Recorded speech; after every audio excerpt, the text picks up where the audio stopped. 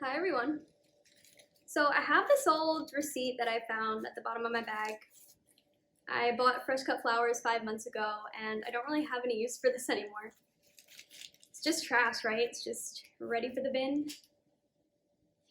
But what if it wasn't just trash? What if it had the potential for something greater? With just a few simple folds, I've transformed that trash into a tiny paper crane.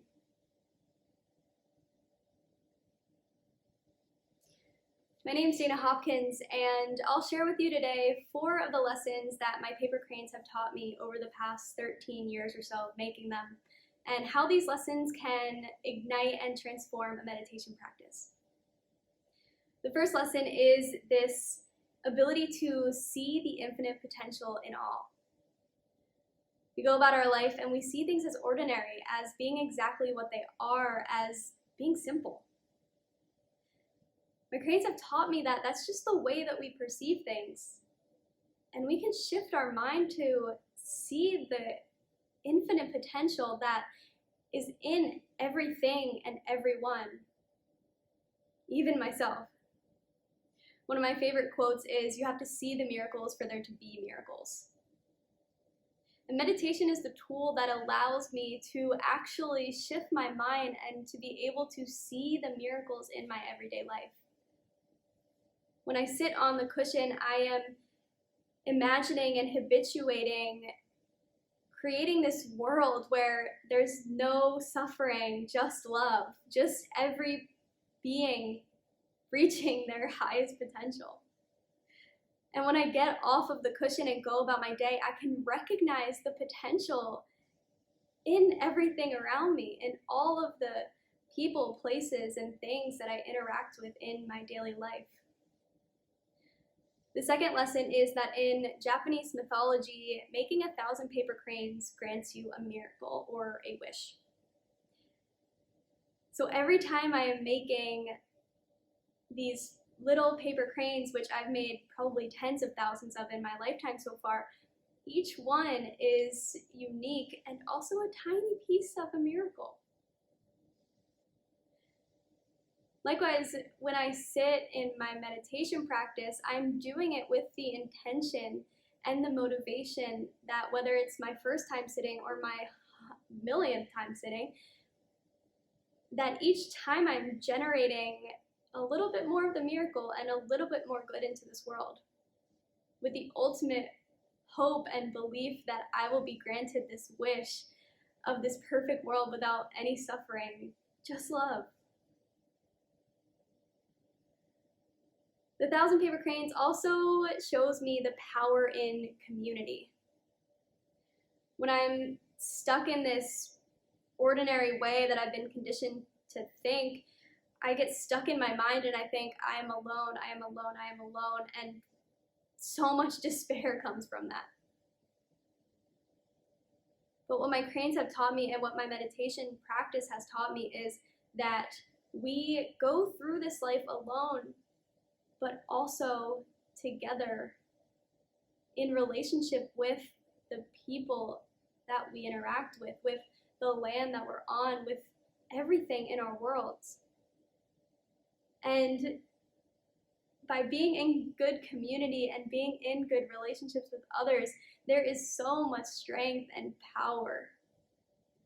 There's almost 60 of us in this meditation teacher training, and we all had a different experience, I'm sure of it. But without even one of us there, all of us would have had a different experience. We have an impact on the others in our lives, and we can see so much power and joy and do so much good with it, with our flock of cranes around us. The third lesson from my cranes that I'll share with you is that practice makes perfect. Before I ever made a crane, I was like, my hands are way too shaky, I'm not patient enough, I'll never make one. But I just let my friend teach me. And the first crane I ever made was like a lump of paper. I don't think you could call it a crane. But I printed out the instructions and I studied and I practiced and I folded more and more and more cranes, and now I can make a pretty perfect crane, if I do say so myself, in less than a minute. My meditation practice has been similar in terms of thinking that I couldn't do it. I just sat and I practiced and I tried, and the benefits that I have gotten from it are so incredible that I return to the cushion. The fourth and the final lesson that I'll share with you today is that I used to keep my cranes. I used to keep them in a box to collect dust, and I realized that the most fulfilling thing, the way that the cranes kept their magic, was in giving them away to others. The joy on someone's face when they pick up that little crane and marvel at the beauty of this little tiny delicate little creature that I've created just in my small actions. Giving the love and beauty away to others has returned it to me tenfold. I've had a similar experience in my meditation teacher training. I, at the beginning of this training, said, I don't want to teach at all. I'm just deepening my personal practice. But I've learned that I'm not just meditating for myself, I'm meditating for everyone, to change the world for the better. And what better way is there than to share the benefits so that others may reap them too? Lastly, I have an offering for you all today as well. Your own little piece of the miracle.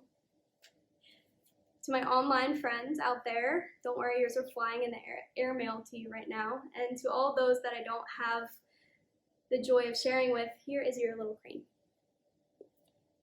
Know that these are all made with and embody and have within them all of the love and the joy and the wisdom that I have to offer you. Receive this love. Take a bunch of cranes, share this love with others. See the miracles in your life. Practice with yourself and with your flock, and know that you are changing the world for the better. Thank you.